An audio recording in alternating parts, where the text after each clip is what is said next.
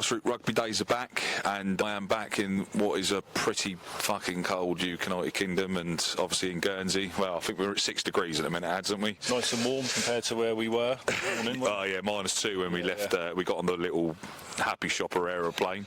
Not 100% sure how it took off, especially with that many rugby players on a plane. But yeah, we're here today. Obviously, Guernsey have been more than accommodating. We got the St Jacques Vikings game first against Gosport ones, and then we got the Raiders against Havant afterwards. First game is had to be played on the other pitch, which is they've had to do a bit of work here, haven't they? Yeah, they have. There was about 10-12 of them out when we arrived, putting sand on the pitch to make sure the game was still playable. So yeah, fair play to them. Yeah, they've done all right. It looks just about playable. I think the top surface is going to be a bit slippy, but otherwise it should be in good nick. And then the Raiders play against Havant on the main pitch afterwards for a 2 o'clock kick-off. That looks in very good nick, doesn't it? Yeah, really nice. So that should be a really good one. We've obviously got the head coaches interview, so we've got Polly's coming back on in a bit. We've done Leighton from the St Jacques as well. Yeah, so obviously Ad's come with me this week. Hopefully we've got another one planned for next week as well for Ads to pop down to. But yeah, really good to be back. Really good to be actually down at a Grassroots Rugby game again for myself. I know I've had to fly back from 20 degrees to -2 at one point, so I'm still rethinking why I've done it. Didn't realise I had this many warm weather clothes still, to be honest. But I've even got my gloves in my pocket.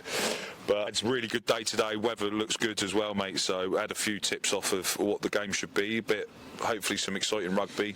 We've obviously been on the flight this morning with the Gosport boys and Havant were on there. So should be a really good day. Yeah, looking forward to it. Start the new year off with a bang. Yeah, so yeah, make sure you watch all of it. And we've got plenty of interviews and plenty of insights of Guernsey and other teams. Bit of National 2 rugby as well. And obviously Gosport in Hampshire 1 with Guernsey as well. We've now got Leighton, who's the St Jacques Vikings head coach. Yeah. So obviously, as you can see, we're not quite on the main pitch today. There's been a couple of developments over the last few days where you've had to get this pitch on, and you've done pretty well, mate, haven't you? You've had to throw it together a bit. Yeah, I mean, the last couple of days, I mean, probably about 5 hours work in total, but trying to get it drained, and obviously, as you've seen this morning, getting it sanded, getting all the boys, I mean, had some Colts down here, had some guys that weren't part of the squad and everything, just coming down and tried to give the lads that were playing today, just said, don't bother, like, just get your prep time in and everything, but well, you saw there was probably about 10 or 12 of us down here just working on flooded, it. Wasn't it? Good, so it was a case of we're about 6 degrees at the minute as well, so it's not like much is going to sort of heat it off as well. So it's done really well to get this game on, because it literally, you got the message Wednesday to say that this it was like Wednesday basically, with the first team in Guernsey football playing on Sunday. They wouldn't have 2 games on the main stand, which is a shame, because we were like looking forward to that. Great, it was like sort of like the showcase for the Raiders versus Havant game, which I thought would have been 100%. Excellent, but unfortunately we've just got to work what we've got to work with, and it is what it is basically. So try and get this game on. That's it. No, so availability today then, how's it looking? Because obviously a couple of players were coming back from injuries from the ones, correct, and got a couple of games with yourselves. How are you looking today? I mean, we've got a back line I'm quite excited about. We've got two Colts players that have come up. Gilo's played for us for most of the season, but he's been a bit in and out because Colts comes first. This is his last year at Colts, so that's sort of like our philosophy. Like, you probably never play with those lads ever again. I mean, I don't play with any of the lads that I used to play with at Colts, so like, enjoy that experience and give them that. So that comes first from my perspective anyway. And he's playing with another one of the lads that he played Colts with at the 9 today. Oh wow! So which would be quite nice. But yeah, backline's looking good. I'd say we're looking strong in the forwards. Yeah. Probably missing one of the front row. He got injured last week at Bognor. But yeah, overall we're happy with the squad selection. I think it's a strong side against Gosport. I mean, last time we played Gosport, it was a bloody good game down at their place.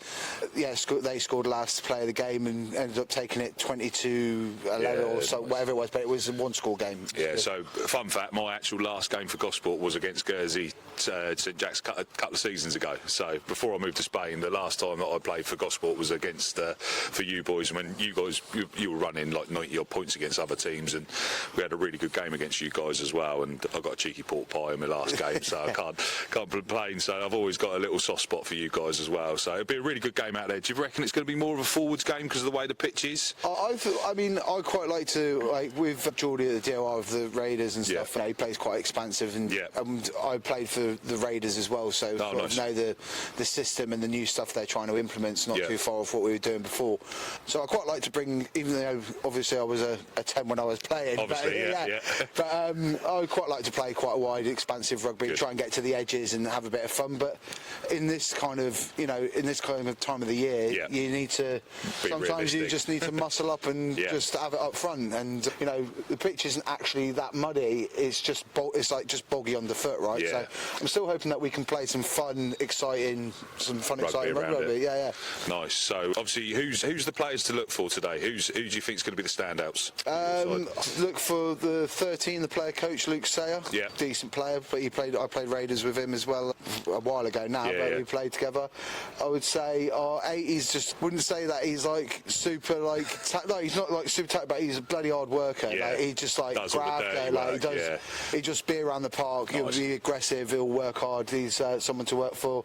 And the 6 is one of the guys that have come down from the Raiders. He's not in the squad today, so he's become available for us, so he's at 6 today, so be worth keeping an eye on him as well, to be honest. And we got Big Jakey Smith in the row, who's always good for a bloody big run. And next to him you've got Creedy, who's a handsy, quite skillful, and he sort of played rugby for the last 3 or 4 years properly, so picked up quite quickly. And sort of not being in rugby so long, he sort of brings something a little bit different, you know.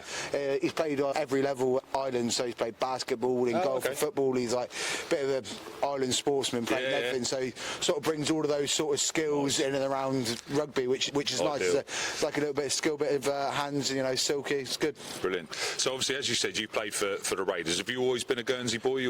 Born and bred. I was. So how have you found the sort of the rugby develop over a period of time? Because it's obviously it's quite big here as well, and obviously you've had Jersey across the road for a period. You got your cup challenge between each other as well. Do you guys have a sort of a recruitment issue here as well? Because you've either popped from the island, or you've got to bring them in from the island. Is that a big concern, or is that just something that you guys have naturally been able to develop anyway? And it's when I first started, we actually started around this level. But obviously the leagues have been restructured. They've had different names, so it'd be like Hampshire 1 or London 4 or London South West 2 or whatever. It's changed so much. So like to try and put a level next to a level, it's like, is it this, is it that, but whatever. But I'd say I started when I was like 17 playing in the front row around this level. And luckily after that we sort of had like 7 or 8 guys that had come up through the academy and done that. And it was all different year groups. Like my brother played, Thomas Elam, who's playing for the Raiders today, is still going. I think he's about 350 caps or something. Quality, just like local club legends and stuff like that. And you know, and we were lucky that we developed through the leagues, because some people get to their level, they find it, and then they either stay there and drop off. But you can't really afford to do that in Guernsey because there's nowhere to drop to, right? So you can't go to like, I know, a London Irish, play there and go, right, we're at National 2 now, this is my level, and then drop down and go and play around London like Barnes or whatever, you know. So it's sort of like you just, well, in my opinion, you just got to develop. You've got to get on with it. But on that side of the things with the players coming in, when I first started, it was Geordie was from Australia, got him in, and then we found a couple of guys like through recruitment agencies, like New Zealand guys that were sort of like mainly from like North New Zealand, like Palmerston North and stuff like that. And then after that it was just hearsay, like the guys going, Guernsey's amazing, like you should come over for a season. End up coming over for a season and getting their mates from New Zealand coming over. Then that built a culture of a lot of Southern Hemisphere guys, like New Zealand mainly, coming in, and then their friends would come, and then they'd be like, we've got a guy at the club that wants to get away, come to Europe, and they come and play for us. Or we had like Cameron Crane, he played at Portsmouth. They went to the UK, he played for Portsmouth for probably like 13, 14 years ago. Then sort of got onto him, he came over, then it's just like a massive like feeler down, right? And then eventually it's become, you know, because obviously moving to National 2, there's the overseas player rule that you can only have 2. So then we sort of had to look outside, so we were sort of looking South Africa and sort of like UK if we could. But trying to get people to the island is, you know, you have have to present them with something, right? Yeah. So it's like we're very lucky that we've got guys in the club that are recruitment agents and stuff. So it'll be like, oh, we can get you, and stuff, exactly. Yeah. So it's like, oh, we can get you, find you a job in finance. We can put you through these exams. We can do it, which is sort of like a pull, right? Because they're like, oh, actually, I am interested in getting finance. Or they come from university and they've been at university, they can't find.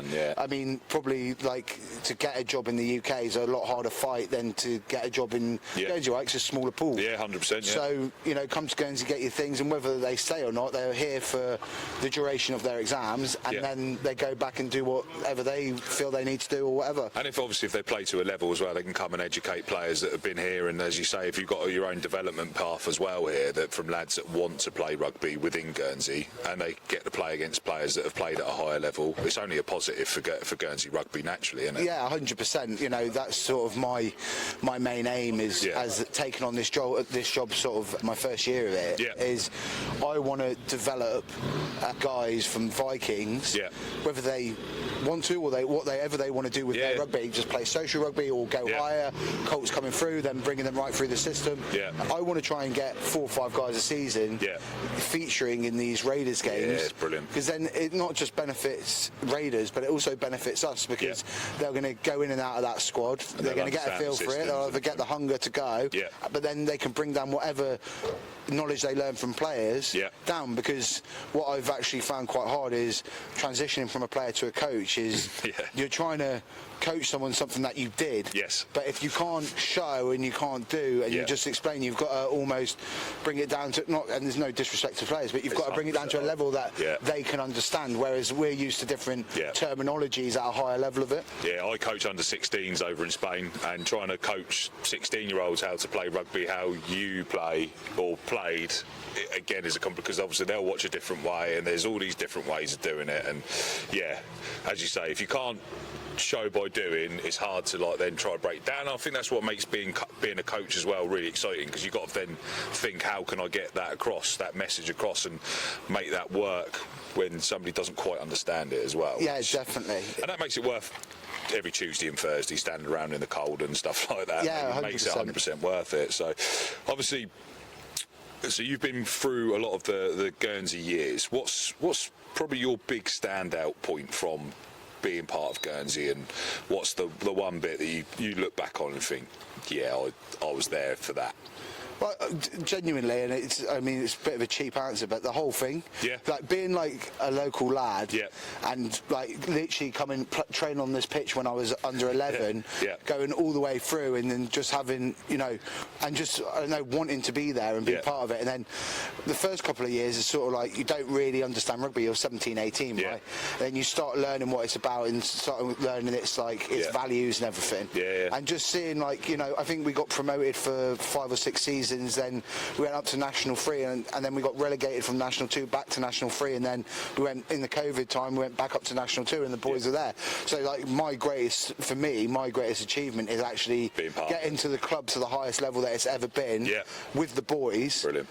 And then not that I wanted to bow out, but sort of COVID happened and time was right, and now you're part of trying to move the next phase of Guernsey rugby. Well, that was the thing. I just felt like, because I'd been part of rugby and part of the Raiders for so long, I just felt like I needed that 2 or 3 years just away from it, just watching it, enjoying it, not getting too involved in everything.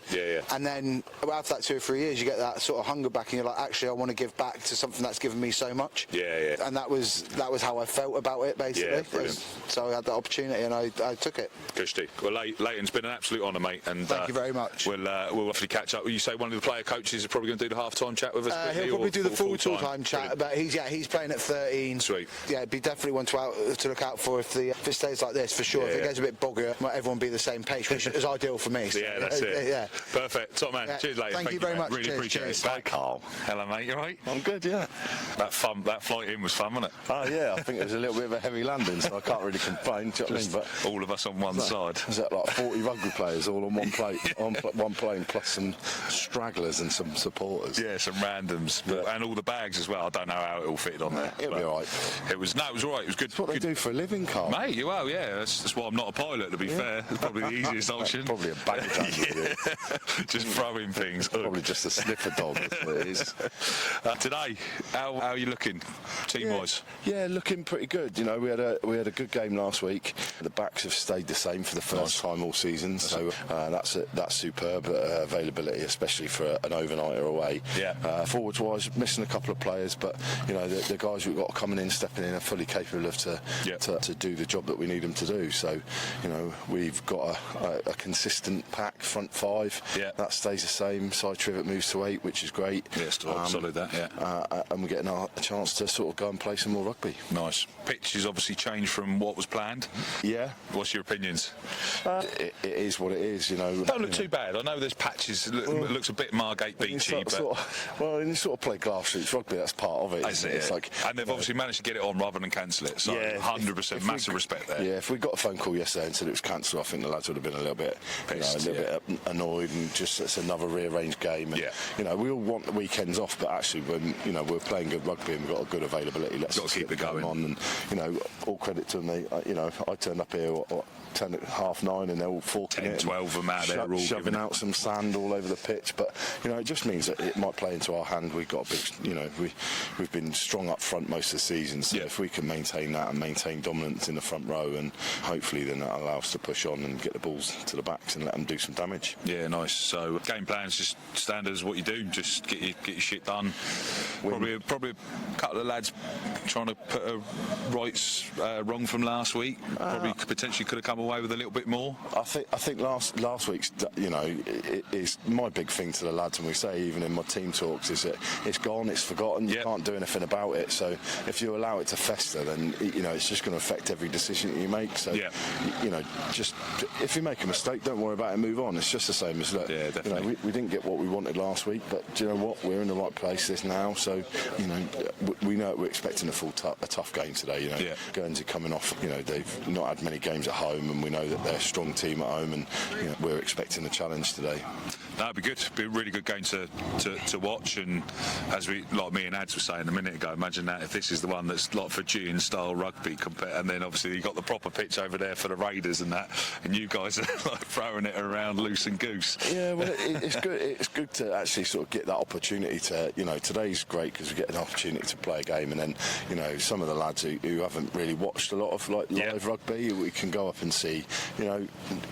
There's 4, 5 players that are playing for the first team today that played us last week. So, you know, you can see that the standard and the golf in the difference, and hopefully the lads can watch that and go, actually, it gives them a bit of a spur on, a bit of a kick on, and go, actually, that's where we want to be. Maybe not that too, but definitely, you know, looking at maybe are we going to get promoted? Are we going to push up? Are we going to, you know, for us it's just about, you know, get the games through and then sort of see what happens at the end of the season. Are you still second in the league at the minute? No, we dropped to third. Yeah, we dropped to third last week. Ellen and Ringwood picked up a result last week, so but they're playing Havant today, so up at Havant, so good luck to them. But we'll see what happens. You know, let the chips fall where they fall.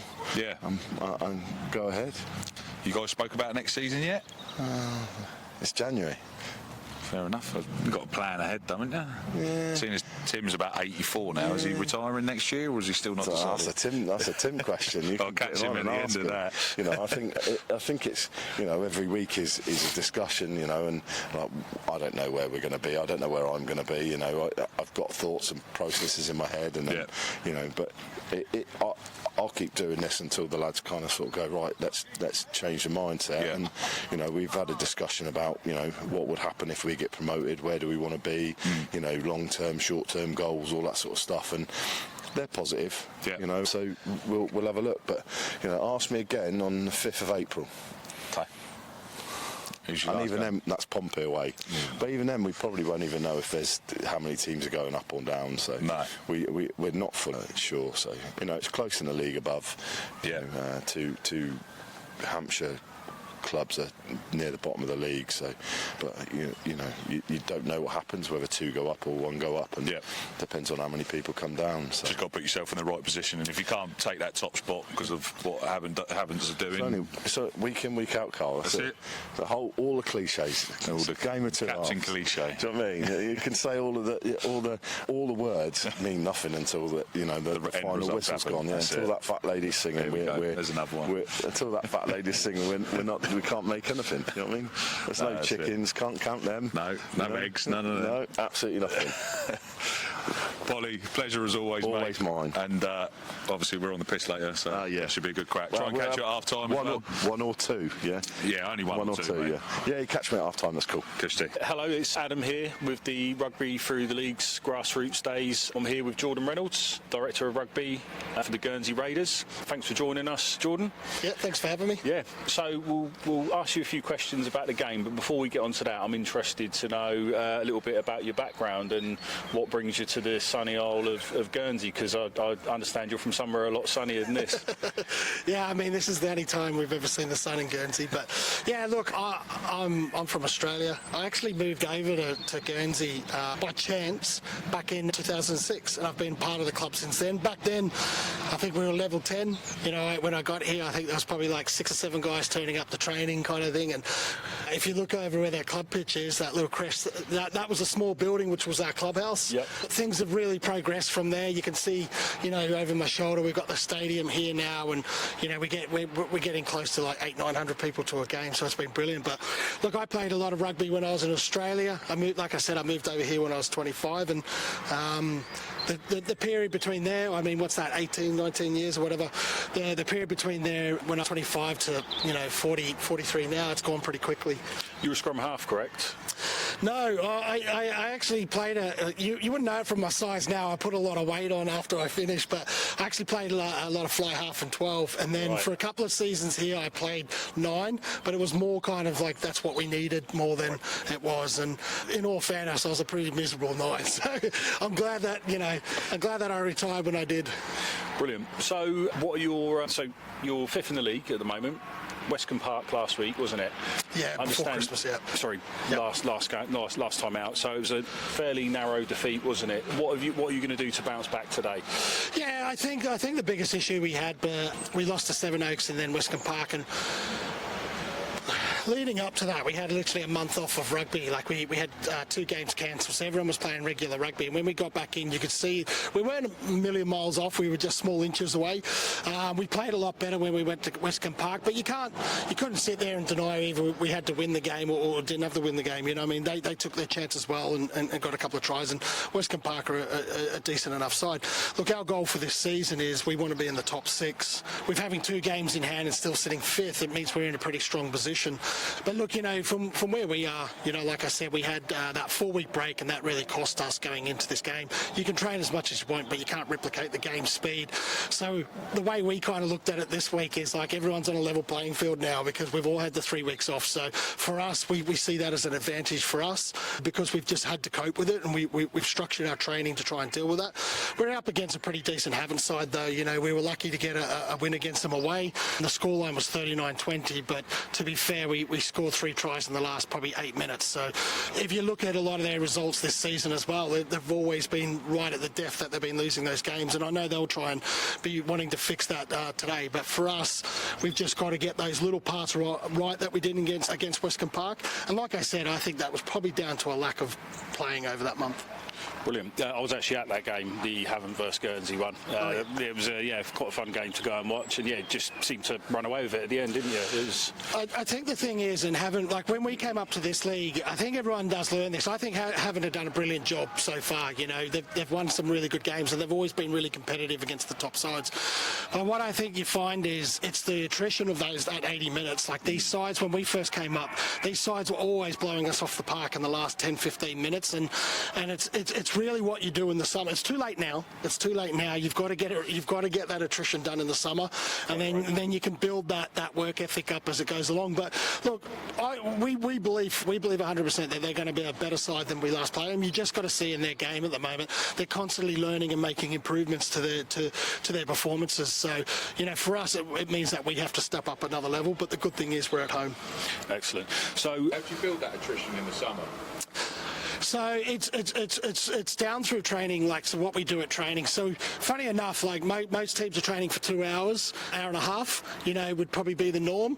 We're covering most of our training in about 45 minutes. So what we do is we run our trainings with the high intensity that you would get in a game for shorter periods. So if we do conditioning blocks and stuff like in the summer, we'll be probably running really, really difficult stuff for about that 3 to 4 minutes. The longest parts that you get in games, then we'll change it to 30 seconds, then we'll change it to 4 minutes, then we'll change it to 2 minutes right through the session.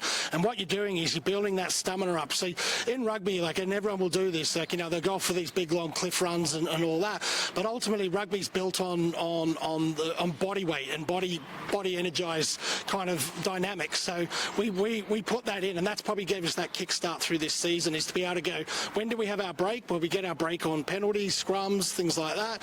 Then we get that breather, we come in, and we know we've only got to work for the maximum would be about 4 minutes, and that's a rarity. Normally you're probably looking at about 45 seconds. So is that something you've developed yourself, or have you worked together with a strength and conditioning coach at the club? No, we just had to come up with something new. We were in the league for 3 seasons, and we came 10th, 9th, and then back to 10th, and we just figured a lot of the times we were against the best sides, why were we dropping off? And then if you look at our fitness levels, so with our GPS units that we have, we could look at that. We're running just as much as anyone. We're almost running just as much as the premiership guys and the thing. But then we kind of, the light bulb flicked and was like, yeah, but are we doing the right stuff? So we try to focus on that. Every single time there's a stoppage in a game, we reset. We reset regardless of what's happening in the game. We reset knowing this is what we got to work for. Maximum 4 minutes, minimum 30 seconds. And then we got to work for those little notches as we go through. And that's what we try to drill them in at training. So it's hard to train the way that you want to play, but we've found a formula that works for us at the moment. And then you can get that intensity. If they know they're doing, full contact or anything like that, they know it's only going to last for maximum 3 minutes. And they can get 3 or 4 shots in that time, then we're out and we're on to something else. So we don't try to waste too much time and bore them to death. Excellent. So what are your predictions for the game today then? Oh, sorry to put you on the spot. Hopefully we can run away with it in the last 5 minutes, I guess. But look, I think it'll be a lot tighter. I think here's the difference. I think the standard of the game is going to be found out in the first 10 minutes. And I don't mean, the old cliche sense of that. You were at Havant last time and you saw us a stalemate probably until half time. No team really had that ascendancy. We've changed a lot what we're doing on attack at the moment. If they get on top of us in that 10 minutes, I think it'll go down to the wire. If we get on top of it in that 10 minutes, I think we could, we give ourselves a little bit of breathing space between here and then. But look, I don't think there's going to be more than probably 4 or 5 points in it. Brilliant. Okay. Well, thank you very much for your time, Jordan. I know you need to get up there and start getting prepared. You've got your corporate lunch. Corporate lunch. I'll probably talk about something a little bit more untechnical and maybe throw a few jokes in there, but no one ever seems to laugh. Brilliant. Well, really appreciate your time. Best of luck for today. Cheers, all buddy. the best. For those avid watchers and listeners, we've got Coach Oz back on, mate. How you doing? Good, mate. Thank you very much for having me on. That flight in this morning was fun. 40-odd rugby lads on what looked like a fucking paper aeroplane. Yeah, it's well, it goes down to say well done to the pilot getting off the ground. It really. I think most of us was all on one side as well. The larger lads. I'm surprised it wasn't doing barrel rolling. It was all on the the way. left. We turned left quickly. Yeah, that's it. It was good. How are you boys looking today? Yeah, we're doing all right. As we spoke earlier, but just that we've had quite a bit of long-term injuries, which has sort of added up over time. But actually, we're starting to come through that a little bit more now. We've still got a few hanging over, but we're in a good place. I think we've picked a good squad, and it should be all right. Coming over strong, you obviously had a couple of games that you probably feel you probably should have come away with more, and other games that you've probably done really well. That when we first caught up, you're probably roughly where you believe you should be. Definitely, there's I'd probably say 2 or 3 games where we've fallen short, and credit to the guys that we played, but we definitely feel there's a few games that we've missed, sort of 10 to 12 points, 15 points, and then that has a big difference on where we are in the league, I guess. And other games that we've scraped through and kind of got away with it, and I guess that's how League Rugby is. Yeah. Do you feel that sort of the last 5-10 minutes of games are kind of where your games are decided recently? There seems to be either run away from you, or you seem to be able to park the bus and get it over the line. It kind of be where most of it's sort of decided at the minute. I mean, that's definitely something we learned quickly. Yeah. We had to learn quickly from the previous league and where we are now. That's definitely been the thing that it's those championship minutes right at the end, and especially even the start and the end of the games is so important. And there's definitely been games that we've lost or let slip, but that's something we've had to learn quick. And the league below still very, very attritional, very strong throughout the whole 80 minutes. But this has definitely shown that it is an 80-minute game that you have to really sort of dial in for it. Guernsey today at home. What's your opinion? Do you think you're going to get a result? Yeah, we go everywhere looking to get a result. Yeah, and obviously this is absolutely an opportunity for us to do that. They're a good side. They're a great side. Yeah, they're good people, and we're looking at their squad, and they're not too dissimilar to what we played before. Yeah, so we know where they're strong, and everyone gets to see each other, don't they? But we know this team's going to be good and strong in certain points, and we'll just have to match and better it, hopefully. Got a decent pitch to play on out there by the looks of it. Yeah, lovely. Looks tidy compared to the one the Gosport were having to play on. Yeah, we've just been over there, and looks a bit like Margate Beach in a minute. Doesn't it? Yeah, there's a few beaches definitely in there, but the boys are doing well. So good stage. So you reckon a couple of tries? What little score prediction then? What are you going to go for? It'd be silly to give a prediction, I guess. The result, I hope and feel that we can get it. Yeah. And I think it'll always be close. It'll be a few key moments that'll do that. And if you are playing for 80 minutes and you get those key moments, you'll get the result. And I don't see a big gap, but I think they're good. It's going to be a nice tight. It's similar to what Jordan said from Guernsey Raiders. It's going to be a nice tight game. Yeah, absolutely. Decided by sort of 5 points. Yeah. Or something like that. So, key players to look out for you guys today.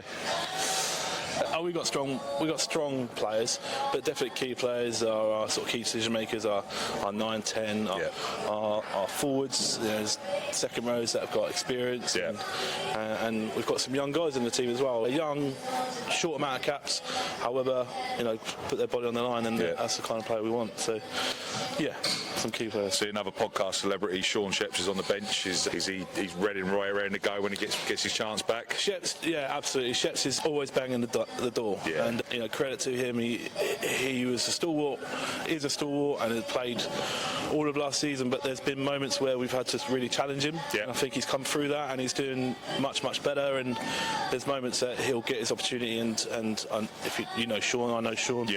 He'll take him with both hands, and we can only sort of manage what we've got, and we go again. Exciting player to have on the bench, though, and to bring on.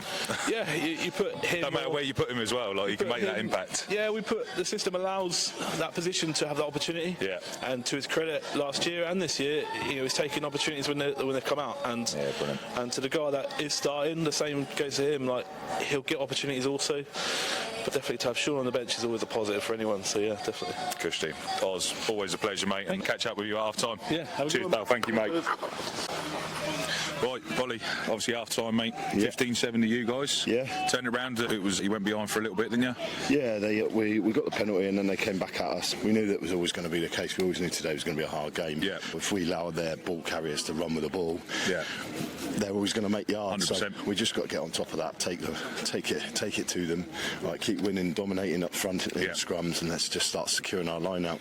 They've given away quite a few pens on the bounce. That's obviously played into your favour quite a bit. Yeah, a little bit. And then we were guilty of it as well in the first half, where on our try line we're giving penalties away. That's the result of the yellow card. But if we don't tighten up, they'll come back into this game and 100%. Gallop in towards the end of the second half. First 20 minutes of this half is crucial. Yeah, next score. Let's go controlled and see what happens. Kushti, top man. Cheers for your time. I'll catch you after. Right, so we've got Dan here. Obviously, Leighton's shoved him in front of the camera at half time. Cheers, Leighton. How's the first half gone? Obviously, you got ahead. It looks like you had a bit of a period of high penalty count and probably gifted it back to Gosport a little bit there. Yeah, do you know what? I think it was always going to be one of the games where it's going to be played in the middle of the park. Right? it's one of them days. It's not going to be the pitch. It is correct. As well, it's not going to be a free-flowing day. I think we've let ourselves down a wee bit in the tackle area. I don't think we've been supporting our up-front runners. I think we're not presenting the ball very well, and that is hurting our attention.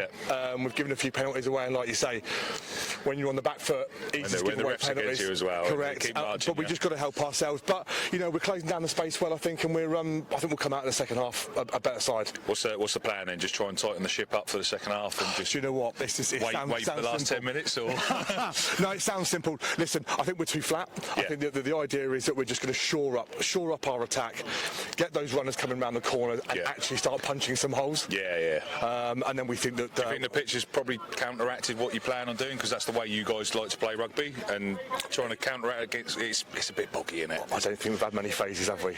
No, exactly. Obviously, if you can get into phase play, then perfect. Obviously, it's one of them. Gosport are a good side as well, though. Yeah, listen, they're actually looking to spread wide a bit more than we are. And the one thing that I think the second half is actually going to win this game is if we recognise the spaces, because they are actually there. If we get a few phases, they're biting in, and we've got to then counter on the outside. If we can identify that space, I think there's points out there. Any lads that you can bring on that can identify that, or you trust in what you got? Well, we've got our utility player, Lucas Barker, who's love a utility. He's actually a 12 who's coming in the back row. But listen, I think we're going to be looking to see if we can punch some holes in the middle, and say get a bit of ball retention, get that ball gone, and see if we can use the width. Brilliant. All right, mate. Pleasure. Lovely. Thanks ever so much. Cheers.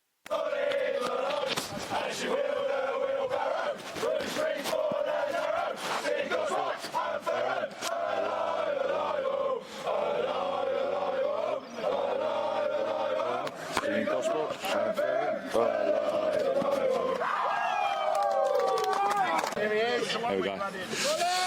Holly then. 22-10 win there, mate. Hard graft, to be fair.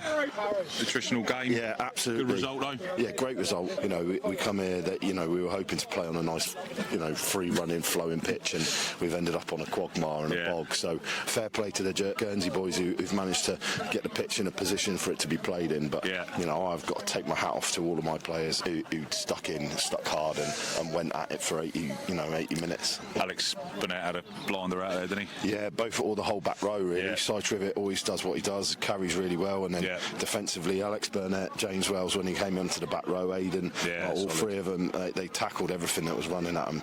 Their big second row and their big 8 was ball carrying was pretty good today, so I'm happy we stopped them there. Yeah, Ads, do you want to grab Tim before he fucks off? So great result there. Puts you back in second, do you reckon, if obviously Ellingham's results gone your way? Well, we'll have to wait until 4 o'clock. We'll see sort of that happens. But I think the way Havant and twos are playing, they should probably get the result there, and hopefully we should be able to move on. Is that Havant as well, isn't it? Yeah, it's at Havant on Astro, so they should be playing that free flying rugby. But we'll see what happens. Nah, Kushti. I don't think Tim wants to come over. He will do, mate. Tim. He's coming, he's just chatting. Polly, always a pleasure, mate, having you on. It's always a chore, actually. You love it. For the first time today, I think I could actually got a bit of a smile and a little bit of a spring in my step. Here he is. Tim, how you doing, mate? Right? Yeah, I'm good, thank you, mate. Yeah. Hard game out there. First 10, 15, 20 minutes, they were solid, weren't they? Yeah. I think they really made it hard for us. Breakdown, physical, they carried hard. There's some big ball runners. Yeah. We struggled with the tackle height a little bit. I think penalty count was probably a bit too high. But, Alex Burnett, James Wales, I think they came in and they started slotting them low, and then with the set piece dominance that we had, anything in that area, I think we capitalised on. So 100%. Obviously, there was plenty of space to find as well. You could find plenty of space when you got the option, but the pitch probably didn't quite allow you to make use of it. The kick over the top. Well, just sort of plugged in. It was like playing a game of golf. But fair play to Guernsey to get the game on. 100%. Travelling over here, staying overnight as well. Yeah. Fair play to them. They put all the effort into. I think was it 5 hours last night? And a load of hours this morning as well. Out here this morning just to get the game on. So there was a few sand traps though. Yeah. It's quite. I'm pretty sure. I run in Treacle at the best of times, but with all this sand, mate. Pretty sure Norman was just standing there playing sandcastles for some of the game, to be honest. But mate, seeing as you are about 104 now, 40. What's the target for the rest of the season, mate? Well, end on a high, or is this the last season, or? It's a bit of a bit. That's always a trick. It's a bit of an unknown at the moment, mate, to be fair. I would like us to push for promotion if there is 2 teams going up. I mean, it looks like Havant 2's are pretty settled in the top with 16-point lead going into, and we ran them hard last week. But if the lads can push, I think we've got to take the promotion chance when we can get it. Yeah. And then undecided for myself, there's lots of people in my ear to stay on for one more season. I'm not getting any younger.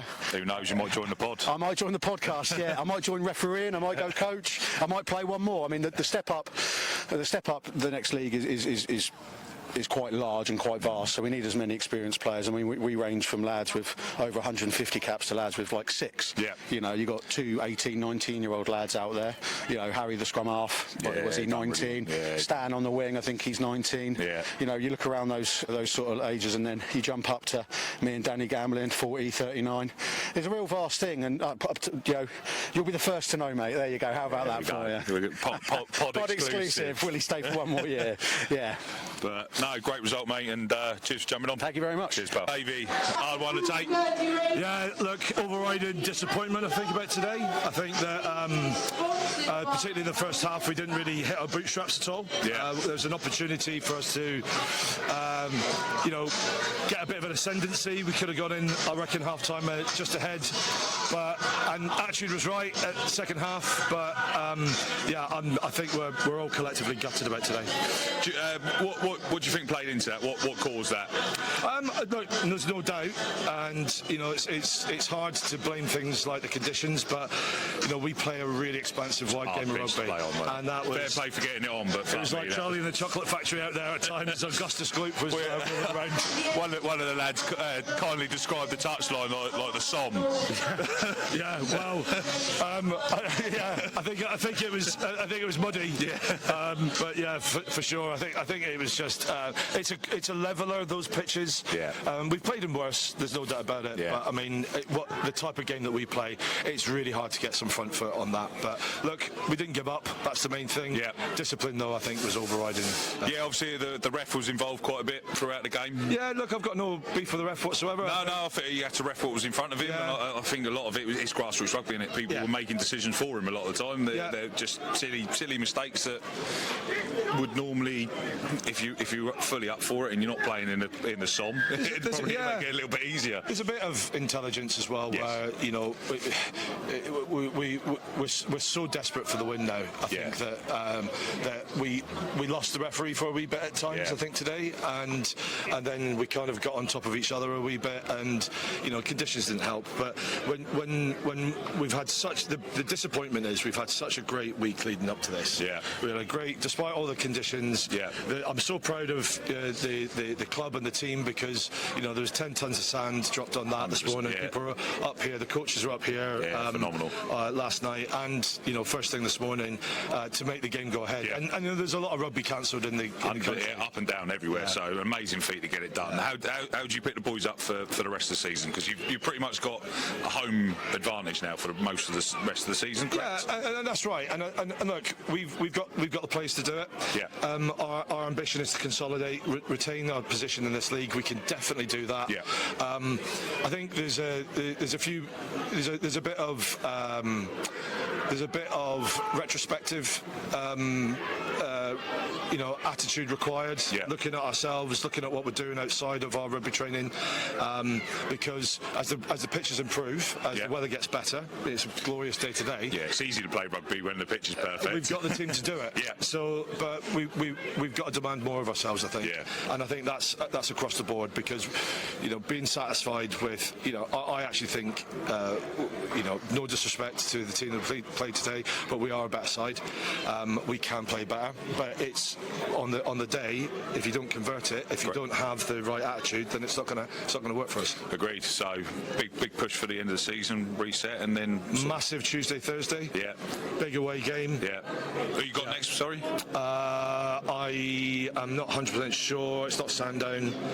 I can't remember. Fair enough. I can't remember. Sorry. Either way, away days, are they difficult for you guys? Getting people getting on the flight and it's horrible. Sacrificing pretty much a whole day. as well. I did it for a lot of admin. Did it for 21 years. Yeah. And it's quite funny because when players come down and they think, oh great, I've got to get on a flight and go to a game. I was on one this morning. I was like, how the fuck did this stay in the air? The sheen comes off pretty fucking quick, I can imagine, when you're dragging your ass up there at 5 in the morning.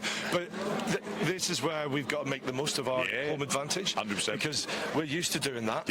Other teams aren't. And so when teams are coming over, like today, they were still on the plane for the first 30 minutes. And I was like, that's the opportunity for us to put our foot on the throat and really squeeze. And we just didn't do it.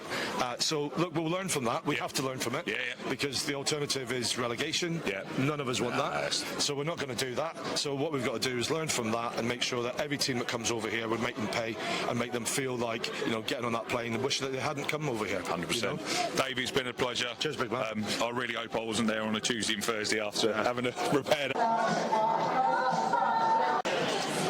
Tom, thanks for joining us, mate. Obviously, really good first half there, 26-7 up. Yeah, it was a good first half. Good control. Just want to try and make sure that you take advantage of the start you've got now and really sort of ride this one home. Ref seems to be sort of all over a lot of stuff, to be fair, which is a good thing to see that he's reffing it fairly evenly as well. So no problems with that at the moment. Obviously, pitch is working well. Pretty much the same sort of stuff for second half. Is that the plan, or is there bits that you guys have seen that you think you need to cover off? Well, I think like that, just defensively, not overcommit at times as we're coming round, and then get off the line quickly and sort of chop them down quick. They can attack and they will score points. So just being consistent with that defence, and then from an attacking perspective, just get through things, be patient, get through your phases, and then just try and execute. Line out looks clinical as well at the minute. Is that one of your sort of your target points that you want to really push forward, create that platform? Yeah, we'd like to. If we can get them right, then we should be fine. It should be a much better half for us if we can get those. Good, Steve. Tom, it's been a pleasure, mate. Thank you. Take it easy, mate. Thank you.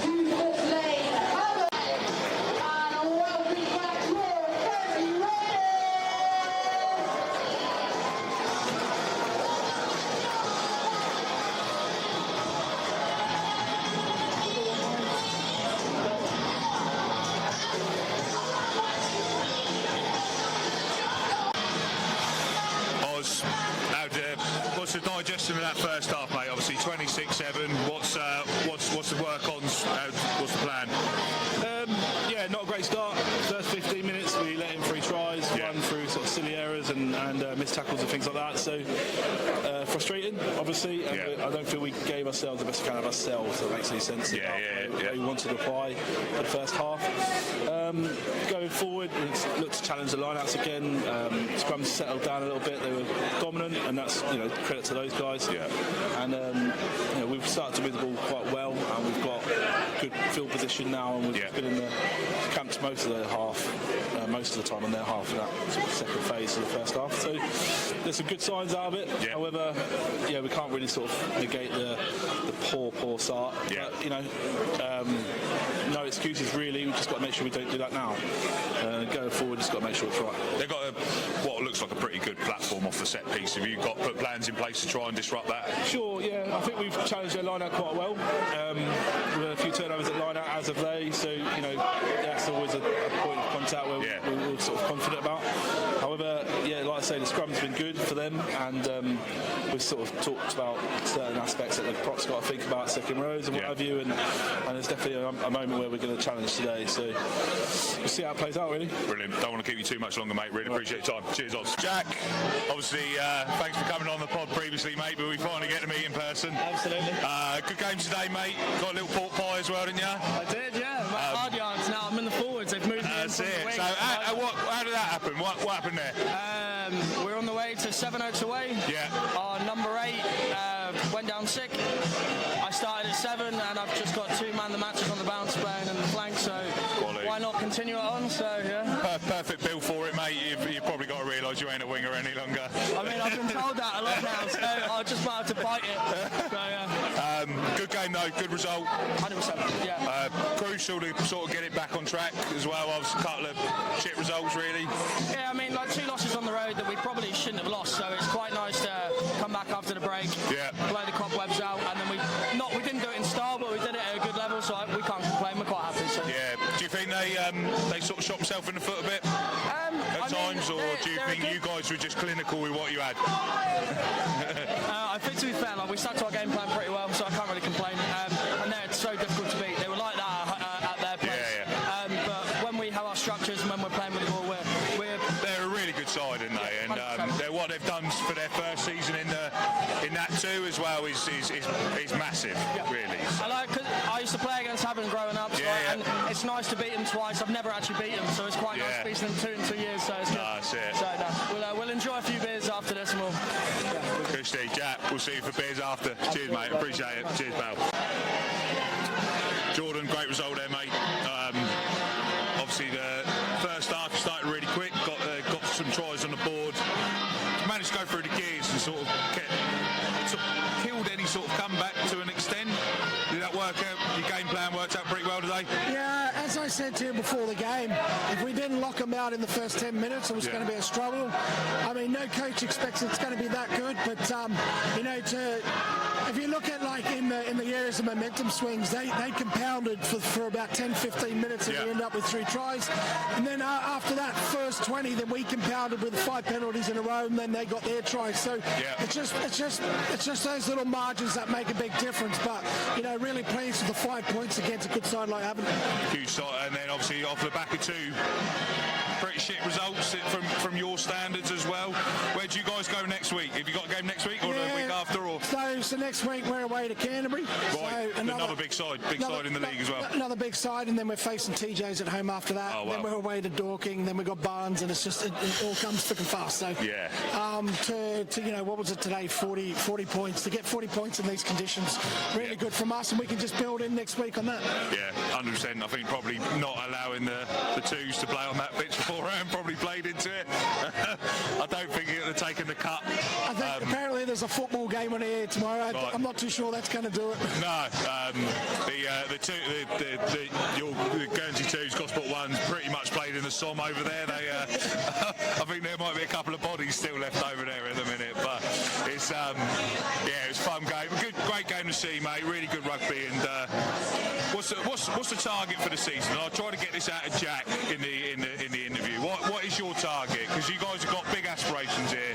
Great setup. There must be bigger plans, but it's harder saying it out loud if they're not going the way they want to go. Or yeah, and it's tough. Like I said, we've been at the bottom of National 2 for a while. Yeah. Just, I think any team that comes up, you've got to apply your trade. You've got to learn your lessons. We want to be top 6 this year. We don't, and if we can be in that top 4, it'd be absolutely brilliant. Yeah. Long term, we've got a new board on at the moment in the club. We haven't made any decisions on what we want to do. Our idea this year was to see how we performed and then work out where we want to go from there. But look, you finally come and see what we've got here. It's amazing, It's absolutely amazing. And if we don't use it to its potential, it'll be a real shame. Agreed. And so obviously recruitment's going to be one of them things. Obviously you've got a lot to offer for people, like obviously finance, jobs, etc., etc. And you've got to be able to recruit the right people to come across to push that. Have you guys already got? I know you haven't set that target, but have you guys already got a bit of a recruitment plan in the offing? Yeah, we never stop recruiting. So some of the guys that we've recruited over the years, I probably talk to them maybe 12 months before we get them over. Right. So we earmark guys that we want, and then we give them the time to either qualify or finish off what they're doing and then come over. So we've got maybe 2 or 3 potential guys already coming in for next season. Nice. And like I said, because when people come to Guernsey, we're not third world over here. It's an amazing place. It's almost paradise. Warm weather. Everywhere else is snowing, and this place has got some sun. Yeah, it's quality. But obviously, what do you feel is, not to call out the lads that you got in a minute, but to add to that strength in depth, where do you feel that will take you to that next level? Look, probably in the forward pack. We've got some great players in there, but we need some depth. Yeah. A couple of injuries, and it soon decimates anyone. It doesn't matter who it is. So at the moment, like I said, we've got some good players, but it's about being consistent every single game. So you get 3 or 4 injuries, but you're still going against the top teams that you're defeating. Yeah. So it's about getting the extra tight head, loose head, hooker, locks. We've got a couple of guys this year that will be retiring, so we've got to either find young guys coming through or recruit off island. So we find that mix and we go from there. But like I said, if you look at that side, it's a good enough side to compete with everyone. Yeah. And we're now also missing 4 or 5 of our best players. So all our top competitors. I mean, whatever you want to call it. So for us, it's about just making sure, like our squad's probably around 28, and realistically, we need to be around 32. Obviously, Jack come on the pod, grabbed a quick chat with him before. Somebody finally told him he's too big to be a winger. Yeah, well, we recruited him as a winger, and he kept telling me. And then he turned up on the plane. And you thought, what the fuck am I starting there? Well, I think it was like 7-0. Josh, our number 8, got sick. I was sick, and when we went over, I said, "I'll just give Jack a crack at flanker," and then everyone went, "He was man of the match." And I went, "No way!" And then the next week, I went, "Oh, I can see it." And then you see out there, so he finally said to me, "Can I stay there?" And we said, "We'll see." Let him earn it. Jordan, been an absolute pleasure coming over and everything you've done, mate. Really appreciate it. And go well for the season. Thank you, buddy. Thank you. Cheers, mate. Thank you. I want to take there, mate. Try not to swear. So don't worry about that. They're a good side. And, we weren't good enough. Let things slip at moments.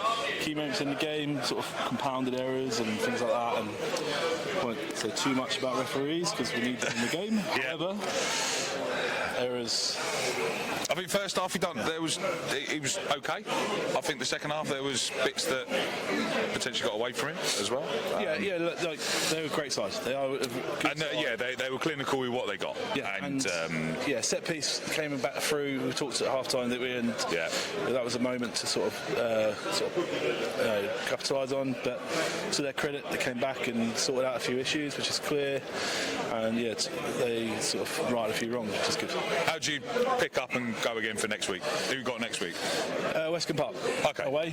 I don't think they played again this weekend, so they're on the back of a couple of. They obviously beat these guys. And they beat us at home, so it's. That was a really close game as well, wasn't it? Yeah, it was. I think it was the last few minutes again. Yeah. But they're a good side as well. However, it'll be easy to pick up because these boys are different. We talked about it before, about having that mindset about their approach and onto the next job, focus on that, and we can just keep going. Rebuild in their heads and just let the flight home stew on everyone, and then go again. Come back Tuesday. Clinical and we don't forget about it, but what we do is you got to learn from it. It's always good. But this is your first season here. And there's a lot of things that we're learning. And I said before about staying in the game for longer and not having silly 15 minutes at the start. They're massive parts of the game clearly, and but these boys, they'll stick it out. They're a beer. They're the best off the field as well. So in my opinion, they're the good mix, and they'll get it right for going forward. And obviously, plans in place for next season. Have you guys got a bit? Obviously, not that you count your chickens, etc. before, but have you got eyes on where you need to recruit for next year to make sure you push on, or is it just case get this season out of the way and then sit back, or a bit of both? Do you know what? You'd be silly not to think about sort of forward planning and stuff like that. You'd be silly not to, have eyes on and have conversations around what's going on and who's going where, whatever. But I actually know that our sole focus is now, and we'll get going forward, and next season will happen. And I think with this squad and the way the club's going and the people we might be attracting, whatever it might be, I think we're in a good spot. And I think, like I said before, we're not out of place. And we have to realise 100%. And from what I've seen of you guys and the results, and everyone I speak to in the same sort of league that obviously that have been around you, massive kudos to what you've done and where you guys have put yourself in that first season. So these games will be hard, and they'll be hard to take the loss, and it's obviously that raw impact of straight after is going to be shit. But what you're doing is brilliant, mate, and really appreciate everything, all your time jumping on the pod, mate, and obviously hopefully we can catch up next season when the plan's already in place. Yeah, absolutely. Top man. Cheers, Oz. Thank you, mate.